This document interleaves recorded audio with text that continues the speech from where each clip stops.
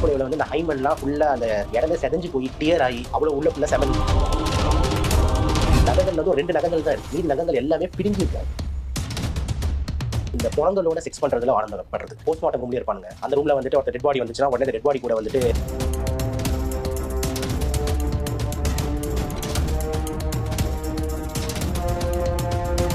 எல்லோபன்ஸ் நேயர்களுக்கு வணக்கம். இன்னைக்கு நம்ம கூட டாக்டர் சபரிநாத் தான் இருக்காங்க. அவங்க கூட பேச போறோம். வணக்கம் சார். வணக்கம் சார், இந்த கொல்கத்தா டாக்டர் இஷ்யூ இப்போ சோஷியல் மீடியா முழுக்க பரபரப்பா பேசிட்டு இருக்க ஒரே விஷயம் அதுதான்.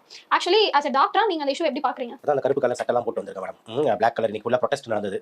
இந்தியன் மெடிக்கல் அசோசியேஷன் சார்பா ப்ரொடெஸ்ட். எல்லா டாக்டர்ஸும் வந்து பாத்தீங்கன்னா black colour shirts, black ribbons, அப்புறம் சங்கிலி மனித சங்கிலி பேரணி, ரேலி, ஸ்லோகன்ஸ் எல்லா விதத்திலையும் ஆல் ஓவர் இந்தியா வந்து அவங்களோட கண்டனங்களை வந்து தெரிவிச்சிருக்கிறோம். இது எப்படி மேடம் ஏற்கக்கூடிய விஷயம்? ஒரு மிருக செயல் இல்லையா? ஒரு multiple gang rape with brutal murder அப்படின்றது வந்து பாத்தீங்கன்னா எந்த விதத்திலுமே வந்து ஏற்கவே முடியாத ஒரு விஷயம். அதுல வந்து ஒரு டாக்டருக்கு வந்து இந்த மாதிரி ஒரு விஷயம் ஏற்படுது அப்படின்னும் போது வந்து ஒரு பெரிய alarming loss for the society.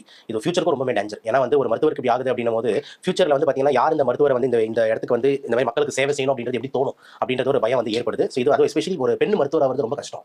ஏன்னா வந்து ஒரு எம்பிபிஎஸ்ன்றது ஒரு 6 வருஷம் படிக்கணும், அப்புறம் எம்டின்றது திருப்பி ஒரு 3 வருஷம் படிக்கணும். மொத்தமாக கிட்டத்தட்ட பாத்தீங்கன்னா ஒரு 10 வருஷம் படிப்பு இருக்கு மேடம். 18 வயசுல உள்ள வந்தாங்கன்னா 30 வயசுல தான் வந்து இவங்க ஒரு ஃபுல் டாக்டராக வெளியே வருவாங்க. 30 வருஷம் அப்புறம் தான் அந்த சொசைட்டியை அவங்க சர்வ் பண்ணுவாங்க. அப்ப அந்த 30 வயசுக்கு அப்புறம் அவங்க சர்வ் பண்ணி ஆரம்பிக்கும் போது இவ்வளவு பெரிய பிரச்சனைகள், ப்ரூட்டல் மர்டர், ரேப் நடக்கிறது வந்து பாத்தீங்கன்னா ஒரு டாக்டரா வந்து ரொம்பவும் மனசு வலிக்குது. நான் அப்படி இருக்கேன். ஆனா கூட இருக்கிற லேடி டாக்டர்ஸ் எல்லாம் மென்டலி டிப்ரெஸ்ட்ன்ற வார்த்தை தான் கரெக்ட். கூட இருக்கிற லேடி டாக்டர்ஸ் எல்லாருமே வந்து பாத்தீங்கன்னா ஒரு நைட் டியூட்டி பண்ணவே பயமா இருக்கு. நாங்க நைட் டியூட்டிலாம் பண்ணல, நீங்க வேற யாராவது போட்டுக்கோங்க, எங்களுக்கு ஒரு ப்ராப்பர் செக்யூரிட்டி, ஒரு ப்ராப்பர் இது இல்லாமல் இனிமேல் நாங்கள் பண்ண மாட்டோம். இந்த இடத்துல வந்து நாங்க இருந்தா என்ன ஆகுது, இந்த இடத்துல வந்து என்னோட பொண்ணு இருந்தா என்ன ஆகுது அப்படின்னு சொல்லிட்டு எல்லா லேடி டாக்டர்ஸுமே மென்டலி அஃபெக்டட் இருக்காங்க, மென்டலி டிப்ரெஸ்ட் இருக்காங்க. இந்த இஷ்யூனால நாங்களும் வந்து கூட நிற்கிறோம். ரொம்ப வந்து கண்டிக்க மிருக செயல். It is total psychotic behaviour madam, not normal psychotic behaviour அப்படின்றத பார்க்குறோம். ஆக்சுவலி நியூஸ்லாம் ஃபர்ஸ்ட் என்ன சொன்னாங்கன்னா, ஒருத்தர் தான் வந்து இந்த மாதிரி ப்ரூட்டலா ரேப் பண்ணி மர்டர் பண்ணிட்டாங்க அப்படின்ற மாதிரி சொன்னாங்க. அது போக அந்த மெடிக்கல் ரிப்போர்ட்ல 150 ml வந்து ஸ்பெர்ம் எடுத்தாங்க அப்படின்ற மாதிரி சொல்றாங்க. சோ ஒருத்தர் வந்து பண்ணிருந்தா எப்படி சார் அவ்வளவு ஸ்பெர்ம் கலெக்ட் பண்ணி? சிம்பிள் லாஜிக் தான் மேடம். ஒருத்தர்ன்றது இந்த கேஸ்ல இல்லைன்னு தெரியுது. அப்ப அந்த ராயின் ஒருத்தர் வந்து அக்யூஸ் பண்ணிருக்காங்க. ஒருத்தர்ன்றது வந்து வாய்ப்பே கிடையாது மேடம். ஏன்னா ஒருத்தர் இவ்வளவு தூரம் டேமேஜ் ஒரு பொண்ணோட உடல்ல கிரியேட் பண்ணவே முடியாது. மேபி ஒரு வாரம் 2 வாரம் வச்சு செஞ்சிருக்காங்க அப்படின்னா வேற விஷயம். ஒரே நைட்ல 2 மணி நேரத்துல வந்து ஒருத்தர் இவ்வளவு இன்ஜுரிஸ் அந்த போஸ்ட்மார்ட்டம் ரிப்போர்ட் படிக்க நம்ம கண்ணுல இருந்து கண்ணி தான் வருது. ஓகேங்களா? ஏன்னா இப்ப பாருங்க, பல்லாலேயே கடிச்சு ஒரு 100 கிராம் சதை ஒருத்தர் புடுங்கி எடுத்திருக்கான் அப்படின்னா அது எவ்வளவு மோசம். ஓகேங்களா? நாயெல்லாம் வச்சு கொள்றோம், நாய் கடிச்சிருச்சு. அப்ப நீ யாருன்றானு? ஓகேங்களா? இப்ப சிங்கமணி அதை புடிச்சு கொடுக்குற அசிங்கமா இல்லையா அவனுக்கு அப்படின்றத கேட்க தோணுது. பல்லாலேயே வந்து கடிச்சு எல்லா பகுதியிலும் இருக்கிற அந்த பொண்ணோட சதையெல்லாம் பிடுங்கி எடுத்திருக்காங்க ஒரு கும்பல். இது ஒரு சைடு. இன்னொரு சைடு பாருங்க, ஒரு கேர்ளுக்கு ப்ரொடெக்ஷன் என்னும் போது அந்த இதுல வந்து அந்த ஹிப் ஜாயிண்ட் அந்த காலை தான் மூடுவாங்க. ஐயோ அப்படின்னு சொல்லிட்டு காலை தான் மூடுவாங்க. அந்த காலையே இப்படி பண்ணி உடச்சிட்டியே. ஓகேங்களா? அந்த காலையே இப்படி பண்ணி ஃபுல்லா டக்குன்னு உடச்சி அந்த ஹிப் ஜாயிண்டே பொழந்துட்டேன் அப்படின்னும் போது அப்ப எவ்வளவு ஒரு வழியில அந்த பெண் துடிச்சிருப்பாங்க. கொஞ்சமாவது வந்து ஒரு மனுஷனா தான் நீ இப்படி இருப்பியா? அப்ப நீ எவ்வளவு ஒரு ட்ரக் அடிக்ட், அப்ப நீ எவ்வளவு ஒரு சைக்காட்டிக். இதெல்லாம் கண்டிப்பா யோசிக்க தோணுது. ஒரு நார்மல் இண்டிவிஜுவல்னால இப்படிலாம் பண்ண முடியாது. கண்டிப்பா ஒரு டீப்லி சைக்காட்டிக் பிளஸ் ஒரு ட்ரக் அடிக்ட்ஸ்னால தான் இந்த மாதிரி ஒரு விஷயத்தை செய்ய முடியும். இந்த மாதிரி பார்த்து ஆனந்தப்படுறதுன்றது இல்லைன்னா வந்து ஒரு சைக்காட்டிக்னு ஏன் சொல்றேன்னா, சில சைக்கோ கும்பல்கள் இருக்கு, துன்புறுத்தி அதுல வந்து ஒரு பிளஷரை காண்றது. அந்த மாதிரி ஒரு குரூப் தானே நீ உடச்சிருக்க. பிளஸ் வந்து ஒருத்தர் இதை பண்ணியிருந்தா ஒரு ஆவரேஜா ஒரு ஆண்மகனுக்கு வந்து ஒரு வாட்டி எஜாக்குலேட் பண்ணாங்கன்னா 5 ml 7 ml தான் வரும். அதுக்கு மேல வராது. ரொம்ப நாள் பண்ணாம பயங்கரமா வந்துச்சுன்னா கூட வந்து 10 ml தாண்டாது. ஓகேங்களா? 140 ml அப்படின்ற மாதிரி ஆங்கிள் எடுத்துக்கிட்டா மினிமம் ஒரு 6-7 பேர் நம்ம கண்டிப்பா வாய்ப்பே கிடையாது. ஓகேங்களா? சார் 2 வாட்டி பண்ணிருப்பாரா, 3 வாட்டி பண்ணிருப்பாரா? ஒரே ஆள் 3 வாட்டி 2 மணி நேரத்துல எப்படி மேடம் பண்ண முடியும்? கண்டிப்பா வந்து அது முடியாது. ஓகே, சோ கண்டிப்பா இட் இஸ் அன் கேங். கண்டிப்பா ஒரு 6 பேர் 7 பேர் வந்து பாத்தீங்கன்னா பண்ணிருப்பாங்க. அப்படி பண்ணதுனால தான் வந்து 140 ml. யோசிச்சு பாருங்க, ஒரு பொண்ணை நீ உடச்சி அந்த எலும்பையே உடச்சி இந்த கால் இதுவே உடச்சி அதுக்கப்புறம் வந்து ஒரு 6 பேர் பண்ணிருக்கீங்க.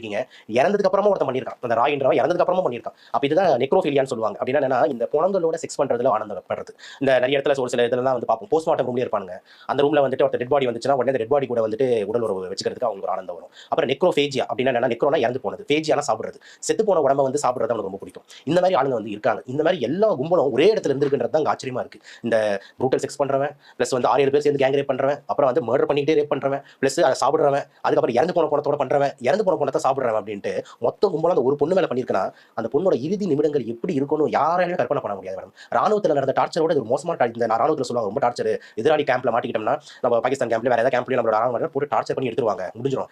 அது எல்லாத்துக்கும் உச்சகட்டமா இருக்கு மேடம் இந்த டார்ச்சர். ஒரு பெண்ணா இருந்து நீங்க யோசிச்சு பாருங்க, அந்த பெண்ணோட வலி எவ்வளவு மோசமா இருந்திருக்கும். அப்போ ஒரு டாக்டரா இருந்துட்டு இதுக்கு மேல வந்துட்டு அமைதியா இருந்தோம்னா எப்படி? அப்போ ஒரு கொஞ்சம் ப்ரொடெஸ்ட் கொஞ்சமாவது சொல்லணும்ல சொசைட்டிக்கு. இதுல என்ன மன வருத்தம்னா, அன்னைக்கே வந்துட்டு 7 பேர் இதுல இன்வால்வ் இருக்காங்க, 8 பேர் இன்வால்வ் இருக்காங்க, எல்லாரும் மூஞ்சியை போட்டு எல்லாரும் அரெஸ்ட் பண்ணி உடனே கோர்ட்ல ப்ரொடியூஸ் பண்ணி எல்லாருக்கும் நேரம் வந்து மரண தண்டனை, ஆயுள் தண்டனை அப்படின்னு இருந்ததுன்னா ஒரு நம்பிக்கை வரும். அந்த இடத்துல வந்து எல்லாத்தையும் அப்படி மூடி மறைச்சு ஒருத்தர் தான் பண்ணிருக்காங்க, அவர் நாங்க அரெஸ்ட் பண்ணிட்டோம் பார்த்துப்போம் அப்படின்னு போது அங்க அதை அப்படி சொல்லும் போதே போஸ்ட்மார்ட்டம் வரதுக்கு முன்னாடியே எல்லாரும் அங்க இருக்கிற ஸ்டூடெண்ட்ஸ், அங்க இருக்கிற மற்ற ஊழியர்கள் கத்துறாங்க, அங்க இருக்கிற அதர் ஹவுஸ் சர்ஜன் ஸ்பீக்கர்ஸ்லாம் சொல்றாங்க இது போய் நியூஸ்னு சொல்லிட்டு. ஏன்னா எங்க டாக்டர்ஸ்க்கு ஏகப்பட்ட குரூப்ஸ் இருக்கு. அந்த குரூப்ல அவங்க சேட் பண்றது எல்லாம் வருது நம்மளுக்கு. அந்த சேட் பண்றது எல்லாத்தையுமே வந்து வரது எல்லாமே என்ன சொல்றாங்க, இல்ல சார் ஆல்ரெடி அங்க ஒரு கேங் இந்த மாதிரி வந்து இருக்கு. அந்த கேங் வந்து இந்த பொண்ணு வந்து அந்த கேங் வந்து பாத்தீங்கன்னா பொண்ணுங்க அந்த மாதிரி செக்ஸ் டார்ச்சர் கொடுக்குறது, அதே மாதிரி வந்து பார்த்தீங்கன்னா இந்த மாதிரி அவங்க ட்ரக் அடிக்ஸ், ட்ரக்ஸ் சப்ளை பண்ணுறது, இது எல்லாமே அந்த கேங் பண்ணிட்டு இருக்கு. இந்த பொண்ணை தட்டி கேட்கும்போது உங்க 2 பேருக்கும் மோதல் வருது. இதுதான் உங்க 2 பேருக்கும் வந்து இதை போட்டு கொடுத்துருவோம், மேலே கம்ப்ளைண்ட் பண்ணிடுவேன் அப்படின்ற மாதிரி இந்த பொண்ணு அவங்க மிரட்டிட்டு இருந்தது. அதெல்லாம் சேர்த்து வச்சு இதை செஞ்சுட்டாங்க அப்படின்ற மாதிரி வந்துட்டு நியூஸ் ஸ்டூடெண்ட்ஸே, அங்கே இருக்கிற ஸ்டூடெண்ட்ஸே வந்து பகிர்றாங்க, சொல்றாங்க. எல்லாமே குரூப்ல வந்து அவங்க அனுப்புற மெசேஜஸ் வண்டி வண்டியா படிக்கிறோம். இப்போ இது நம்மளுக்கே தெரியுதுன்னு போது அங்க இருக்கிற போலீஸ் எது தெரியாதா, அங்க இருக்கிற கவர்மெண்ட்டுக்கு தெரியாதா, அவங்க என்ன பண்ணிட்டு இருக்காங்க? உடனே அவங்க இப்போ மெயின் கவலை என்னன்னா, ஜஸ்டிஸ்ன்றது என்னன்னா, இப்போ அந்த பொண்ணுக்கு நடந்துருச்சு அப்படின்றது வந்து வருத்தல, அந்த நடந்ததை மறைக்கிறாங்க பாத்தீங்களா? நடந்தது வந்து மறைக்கிறதுன்றது ஒத்துக்கவே முடியாது. அந்த 7-8 பேர் யாரு, அந்த ஓனாய்கள் யாரு, வெளியே காமிங்க, காமிச்சவங்க எல்லாம் வந்துட்டு பப்ளிக்கா தூக்கல போடுங்க அப்படின்றதுதான். அப்பதானே சார் திருப்பி வந்து ஒரு டாக்டர்ஸ்க்கு ஒரு நம்பிக்கையா வந்து ஒர்க்குக்கு போக முடியும். யோசிச்சு பாருங்க, உண்மையை சொல்லணும்னா பல கவர்மெண்ட் ஹாஸ்பிட்டல்ல across the India security system ரொம்ப புவர் தான் மேடம். இப்போ நம்ம சென்னை சிட்டில உட்காந்துட்டு நம்ம பேசுறோம்ன்றது வேற. இப்போ அப்படியே நீங்க வந்து பாத்தீங்கன்னா வந்து ஒரு கிராமத்து உள்ள போயிட்டு அங்க இருக்கிற ஒரு மருத்துவமனை அப்படின்னு பேசும்போது பாத்தீங்கன்னா ஃபுல்லா சுத்தி காடா இருக்கும். ஓகேங்களா? ஏதாவது ஒரு லாரி வந்துட்டு போயிட்டு இருக்கும். அந்த மாதிரி ஒரு இருட்டு சூழ்நிலை தான் வந்து இருக்கும். அங்க வந்து நம்ம கத்தனால கூச்சல் பட்டாலும் வந்து பெரிய லெவல்ல வந்து இது வந்து இருக்காது. அப்ப நிறைய இடத்துல பாத்தீங்கன்னா ப்ராப்பரா வந்துட்டு ரூம்ஸ் கிடையாது. பிஜிஸ்க்கு, டாக்டர்ஸ்க்கு தூங்குறதுக்கு, லேடிஸ் டாக்டர்ஸ்க்கு செப்பரேட் ரூம் கிடையாது, லேடிஸ் டாக்டர்ஸ்க்கு செப்பரேட் பாத்ரூம் கிடையாது, ஒரு ஃப்ளோருக்கு செக்யூரிட்டி கிடையாது. அப்போ ஒரு மருத்துவமனையில செக்யூரிட்டி இல்ல, கேமரா இல்ல, இதுமே இல்லனா அப்ப ஈஸியா டாக்டர்ஸ்க்கு வந்து பாத்தீங்கன்னா அசால்ட் ஆகும்ல. அடிப்பாங்க வந்து மண்டையை உடைச்சிட்டு போவாங்க ரிலேட்டிவ்ஸ். என் குழந்தை நீ சரியா பாத்துக்கணும்னு சொல்லிட்டு அந்த அப்பா வந்து அடிப்பான், என் அம்மா சத்தத்துக்கு நீ தான் காரணம் பையன் வந்து அடிப்பான். அப்ப எல்லாத்துக்குமே டாக்டர்ஸ் அசால்ட் ஆவாங்கல. அப்போ இந்த மாதிரி விஷயத்தெல்லாம் தான் நம்ம வந்து தட்டி கேட்கணும். இந்த விஷயத்து மூலமா வந்து ஸ்ட்ரென்தன் பண்ணணும் அப்படின்னு வந்து ஆசைப்படுறோம். அது ரொம்ப ரொம்ப முக்கியம். ஆனா டாக்டர்ஸோட நல்ல எண்ணத்துல புரிஞ்சுக்கோங்க, இவ்வளவு நடந்ததுக்கு அப்புறமும் யாருமே எமர்ஜென்சி சர்வீசஸ் பார்க்க மாட்டோம் அப்படின்ட்டு நிக்கல. இந்தியன் மெடிக்கல் அசோசியேஷன் கூட எமர்ஜென்சி சர்வீசஸ் வில் கண்டினியூ.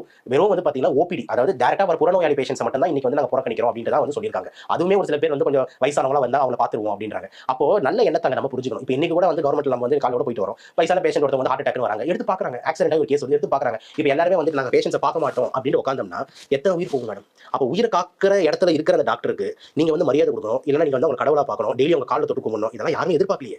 என்ன எதிர்பார்க்கணும்? ஐயோ எங்களை அடிக்காதையா, எங்களை கேவலமா திட்டாதையா, எங்களை கொலை பண்ணாதையா, எங்களை கற்பழிக்காதையா, இவ்வளவுதான் எதிர்பார்க்கிறோம். இது கூட வந்து ஒரு சொசைட்டில வந்து கொடுக்க முடியாது, கொடுக்க மாட்டோம் அப்படின்னா என்ன ப்ரொடெக்ஷன் இருக்கு? இப்போ என் கூட இருக்கிற லேடிஸ் டாக்டர் எல்லாருமே சொல்றாங்க நைட் டியூட்டி நாங்க பார்க்க மாட்டோம், நைட் டியூட்டி நாங்க வந்து விரும்பல அப்படின்ட்டு. அன்லெஸ் அண்ட் அன்டில் வந்து இது எல்லாமே ஸ்ட்ரென்த் ஆகிற வரைக்கும் நைட் டியூட்டி வேணா சார், பயமா இருக்கு, மென்டலி அஃபெக்டட் அந்த வேர்டை யூஸ் பண்றாங்க. we are mentally affected அப்படின்றாங்க. அப்ப நீங்க யோசிச்சு பாருங்க, 150 ml வந்து பாத்தீங்கன்னா அதான் சொல்றேன், நான் திருப்பி சொல்லிட்டு இருக்கேன், ஒரு மனுஷனுக்கு வராது.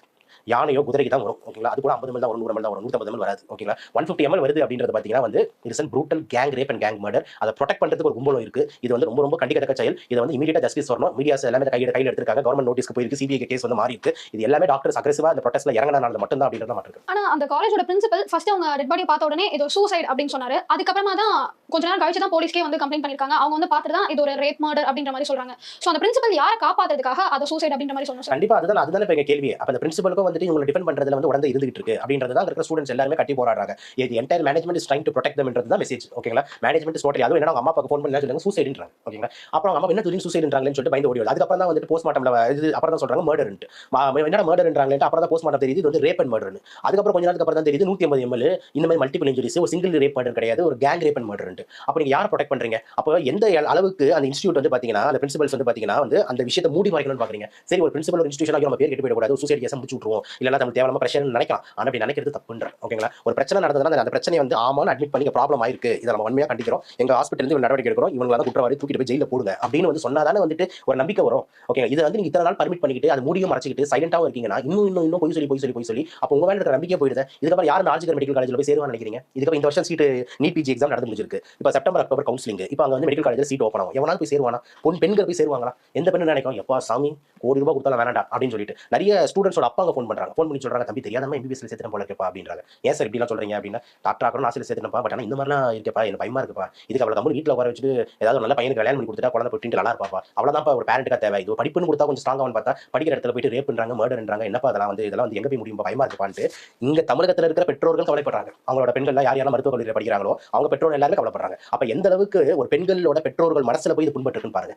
பெண்கள் எல்லாருமே படிக்கிறவங்க எல்லாருமே வந்து யாரையுமே கூப்பிடல, ப்ரொடெஸ்ட் வாங்க கூப்பிடல, அவங்க முன்ன வராங்க. ஸ்டூடெண்ட்ஸ் ஆர் கமிங் ஃப்ரண்ட், ஐயோ ஜஸ்டிஸ் ஃபார் தட் கேர்ள்னு சொல்லிட்டு. அடுத்த நிர்பயா கேஸ் மேடம் இது. ஓகேங்களா? நிர்பயா கேஸ் எவ்வளவு மோசமோ டபுள் மோசம்ன்றாங்க. ஓகேங்களா? ராணுவ படுகொலையோட மோசமான வந்து ஒரு டார்ச்சர் வந்து அந்த பொண்ணு அனுபவிச்சிருக்கும் போது அதை நம்மளாம் வந்து தட்டி கேட்கலன்னா வந்து அசிங்கம். ஸ்டூடெண்ட்ஸே மின் வந்து வராங்க அப்படின்னும் போது இந்த விஷயத்தோட சீரியஸ்னஸ் நம்ம எல்லாருமே பார்க்கணும்னு நினைக்கிறேன். அந்த மெடிக்கல் ரிப்போர்ட்ல வேற என்னலாம் உங்களுக்கு ஆயிருக்குன்னு சொல்லுங்க. அந்த மெடிக்கல் ரிப்போர்ட் டாப் டு பாட்டம்ல ரொம்ப சொன்னா எல்லாரோட மனசுமே கலங்கிரும். ஓகேங்களா?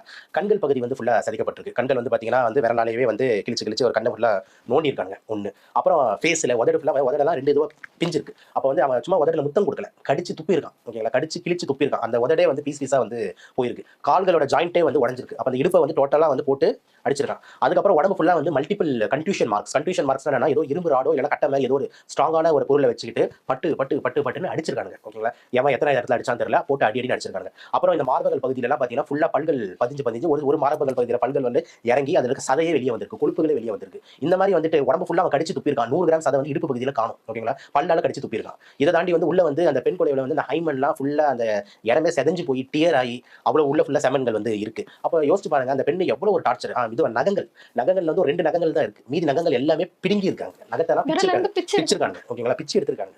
அப்ப வந்து இவங்கெல்லாம் வந்து மனுஷனா இல்லைன்னா சைக்கோவா?